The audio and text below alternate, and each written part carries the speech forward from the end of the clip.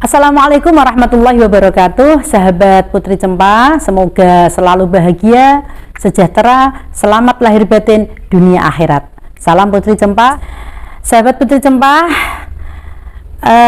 seringkali ketika kita mau jalan-jalan atau pergi sama anak, kita itu disibukkan dengan persiapan prepare yang lumayan heboh begitu kan, sehingga mestinya sudah bisa on jam sekian, ternyata telatnya sampai 1 atau 2 jam. Dan ini tentu sebagai orang tua kita merasa bahwa kenapa sih anakku tidak bisa menghargai waktu. Aku ini sudah berusaha untuk tepat waktu, sudah disiplin, tetapi anak-anak kayak kurang bisa menghargai waktu begitu.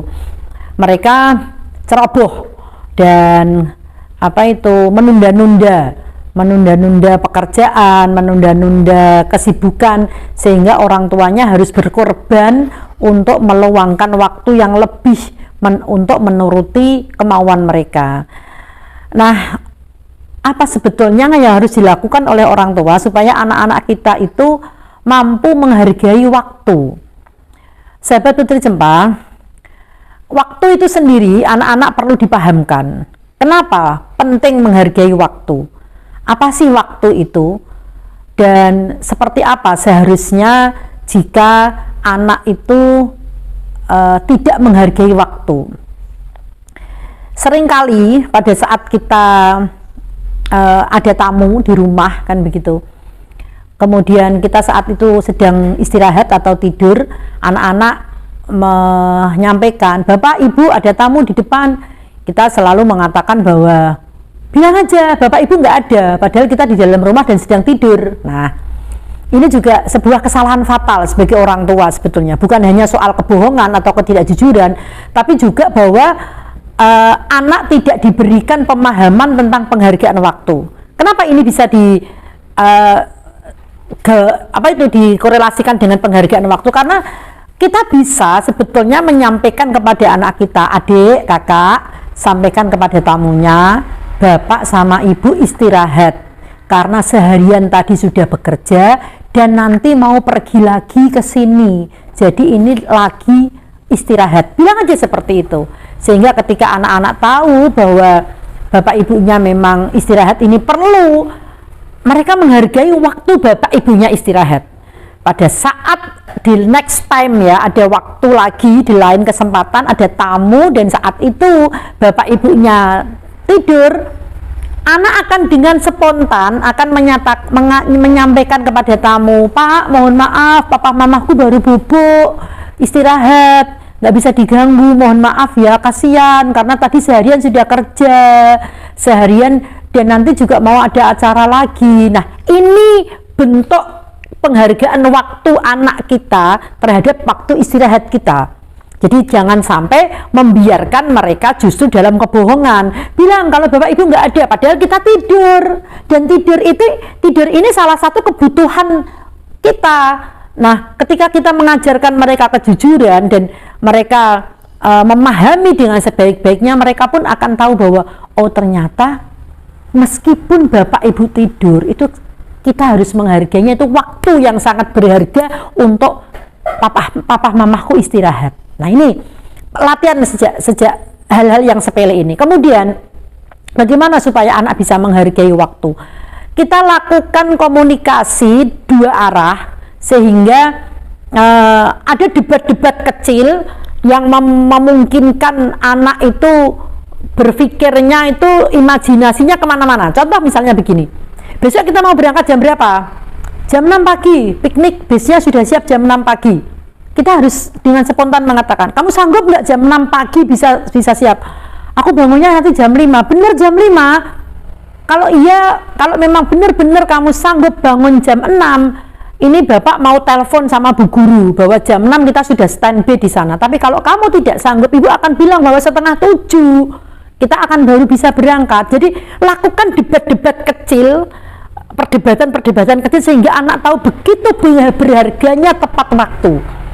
oh iya Bu, aku kalau bangun jam 5 kayaknya belum bisa sih, aku bangunnya setengah 6, nanti terus mandi, ganti baju, paling setengah 7 baru bisa nyampe sekolahan. Ibu sebetulnya ngomong saja sama Bu Guru, aku bisanya datang jam setengah 7 misalnya.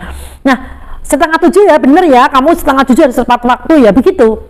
Karena sering kali kita jumpai, saya sendiri sering kali menjumpai betapa anak-anak tidak menghargai waktu itu karena tidak ada kesepakatan antara orang tua dengan anak melewat perdebatan-perdebatan yang rasional, yang anak itu merasa bahwa kenapa sih kok aku harus siap jam sekian, bisa nggak misalnya durasi waktunya segini-gini tak atur. Nah ini anak-anak akan belajar berpikir bahwa begitu berharganya waktu.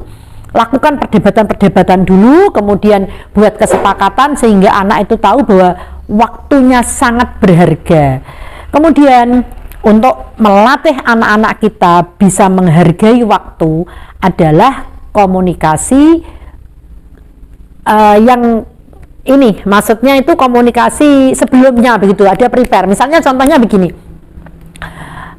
kita janjian nih sama anak kita pergi jam 7 malam.